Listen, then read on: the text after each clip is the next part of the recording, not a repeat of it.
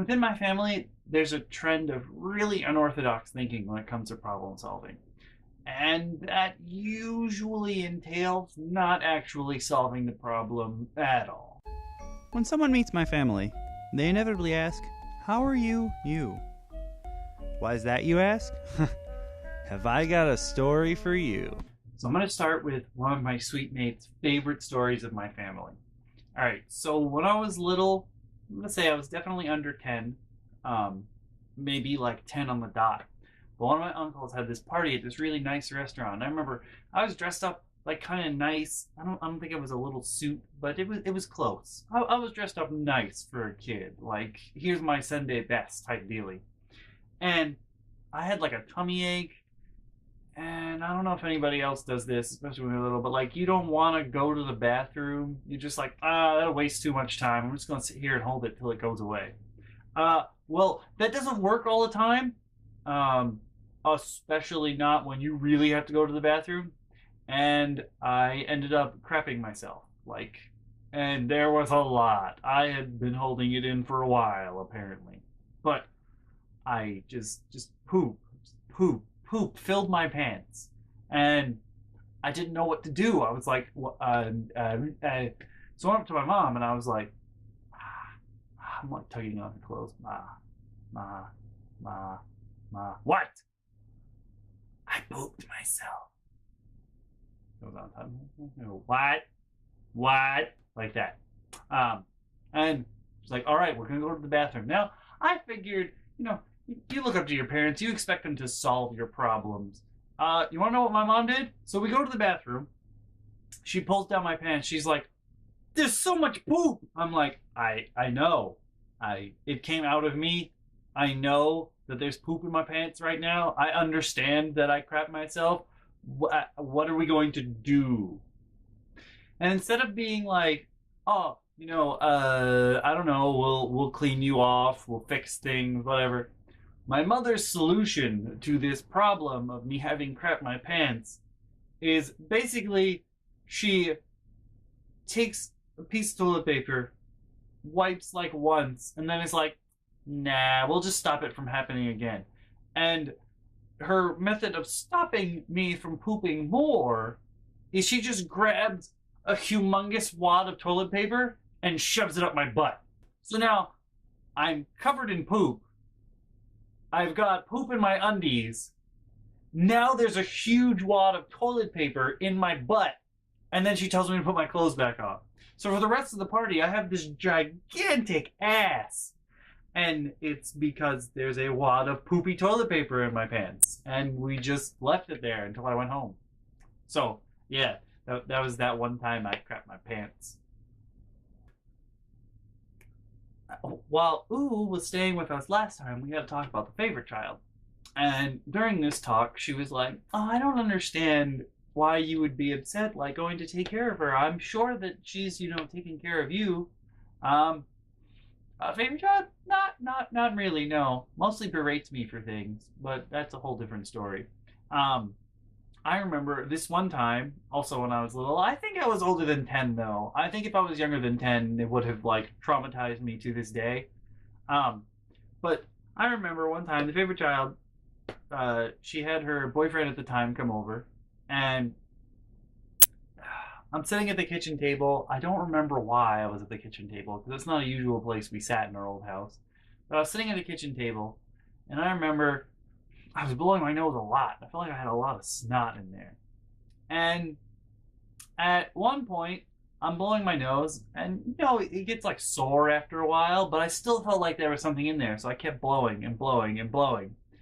And at some point, I blew my nose into the tissue, and my nose started to bleed. And it wasn't like a drip, drip, drip. You know how in Metal Slug, when you get turned into the zombie and you hit the bomb button and you go, brah, and this huge laser of blood comes out of your mouth? That kind of thing happened, but from my nose. So I'm blowing my nose into the tissue, and I feel like hot fire for a second, and then this stream of blood shoots out of my nose. And it's really warm, and there's a lot of it, so it comes out and it melts through the tissue that I've got up to my face. So this huge stream of blood comes out, like anime blood. It comes out of my nose, and I tilt my head back as it comes out because I wasn't expecting that to happen. So it cuts straight through the tissue, straight down the center. There's blood everywhere. There's blood all over my hands. There's blood all over the table, and I'm like sitting there shaking with, it's still dripping a little bit, but my hands are covered in blood. There's blood all over the table. Like the scraps of tissue are in my shaking hands. And my sister, the favorite child, comes downstairs with her boyfriend. She sees me shaking with blood everywhere. She looks at me. I'm shaking. I'm terrified. And she looks at me and she goes, "Hey, we're going to go out. So, take care of yourself. Bye." And her boyfriend at the time was an EMT. And he also sees me shaking. I'm freaking the fuck out. There's blood everywhere. And he looks at me and he's like, "Oh, hey, little man, just tilt your head back and pinch your nose. Okay, bye." And I'm still just sitting there like, so much blood.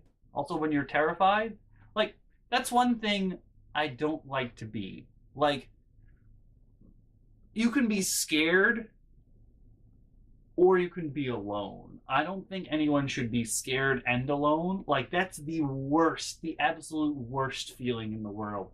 For me, anyway, is when you're both scared and alone. And my family is, like, really big on leaving you alone when you're scared, which is really stupid. Especially for kids, but really stupid. Alright, so I suffer from sometimes debilitating chest pains, and I don't actually know how to explain them. I don't know what's actually wrong with me. I've been to the doctor. The doctor's like, "Oh, you have heartburn." But I don't know anyone that's had heartburn to the point where, you can't physically move anymore. And it's actually painful to be breathing. Like, I don't think that's heartburn, but nobody wants to listen to me because what do I know? There's been 2 occasions, like usually it's just like a pain there and I deal with it, whatever, I go about my day. But there's been 2 occasions in my life where it's been super awful. And the second of which, all right, so when I was going to high school, I don't know why, but I've always been like, oh yeah, I'm going to go to school. Like, it doesn't bother me if I'm sick or anything. I'll still go to school.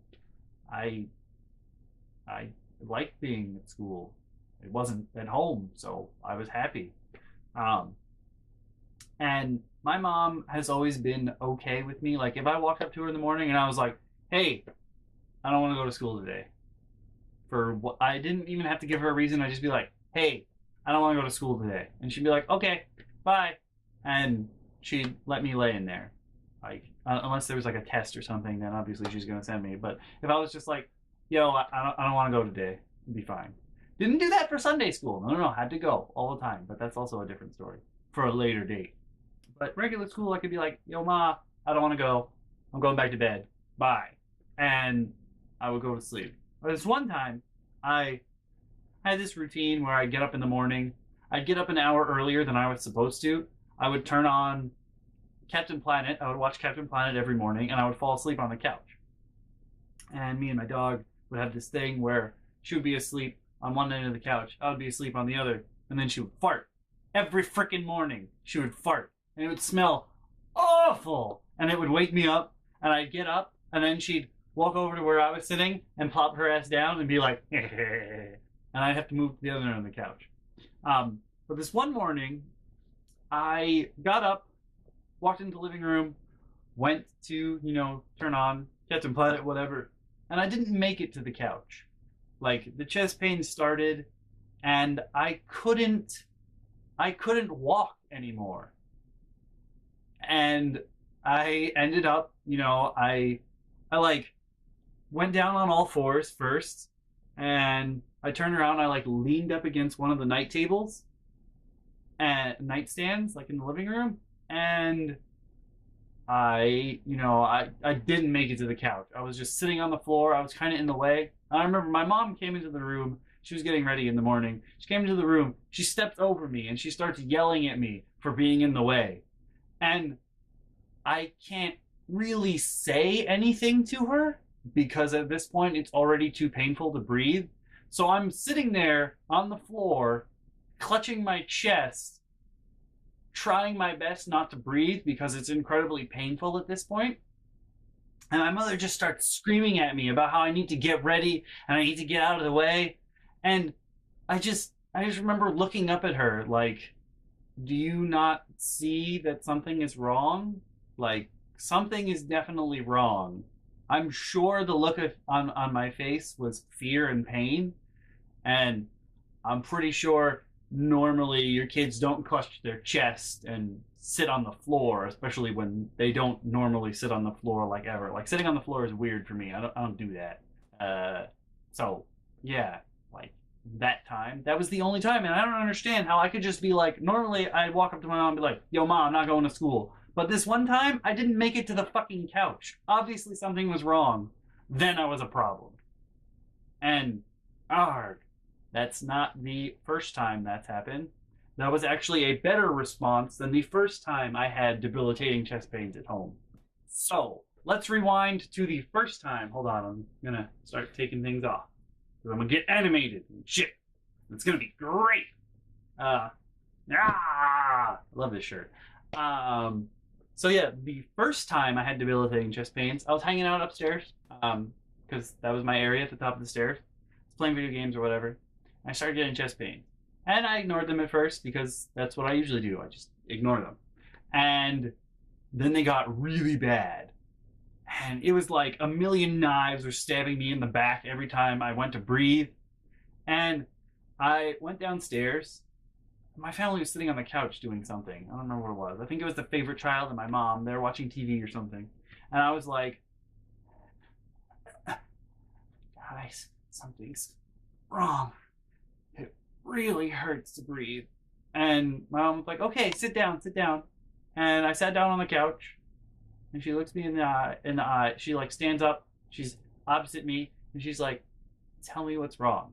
And I'm like, I can't breathe. The chest pains are really bad. Like, there's like a million knives stabbing me at once. It's really painful. And at that point, I was really scared. Like, for me to go to my family when I'm scared, there's a real problem. I'm sure they don't think of it that way, but if you've ever met me, you would know that for me to call out for my family's aid, there's a real problem. And I'll never forget, my mother's solution to this problem is, she goes, oh, okay, I know. Give me your feet. I'm like, the fuck? Give me your feet. And so she picks my feet up, she puts them down on the coffee table. And I'm like, oh, what? I don't know what's that. I'm still in pain, so I can't really say anything.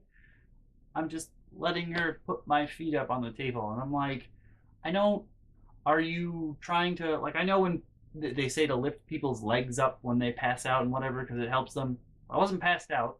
I don't know what she was going for. And then, I shit you not, this is what she does. To alleviate the pain and what's happening to me at this very moment in time, her reaction is she takes off my right sock. Okay, because I always wear socks when I'm in the house, because I might step on bugs and whatever. She takes off my right sock. She crouches down. She's kneeling now. She's like almost eye level with me. I kid you not. She grabs one of my toes and starts doing this little piggy went to market on my fucking toes while I'm dying. Like, what? Whoa, why? What? Yeah. And now it's a thing in my family. When something terrible is happening, the reaction is immediately someone starts singing, this little piggy went to market. It's not funny. That's off. Why is that your reaction? On what planet would that be a normal reaction? I don't understand. And it wasn't like she just did it with one toe. She did the whole fucking song on my toes. And at first I thought it was funny. And I don't know if you've ever been in a situation where it hurts to breathe. But when you laugh, it feels so much worse. Because it's like sharp intake when you laugh. And you exhale hard too. And that just made everything so much worse. And then I was just angry. Angry that that was her reaction. And she was like, well, I mean, I helped, didn't I? You stopped thinking about the pain. No, I didn't. You made it hurt so much more. And also now I know you're a moron. So yeah, that's some that's some stuff that's happened in my life. And why, if you have an issue, you probably shouldn't come to my family for aid. Just gonna put that out there. They most likely won't be able to help you in any situation, unfortunately. Hey there, guys and gals. Thanks so much for watching, as always. If you click the link on the left, you'll be taken to the previous episode, and if you click the link on the right, you'll be taken to the full playlist where you can watch them all. Now, did you guys forget about toilet humor? Because there's about to be more.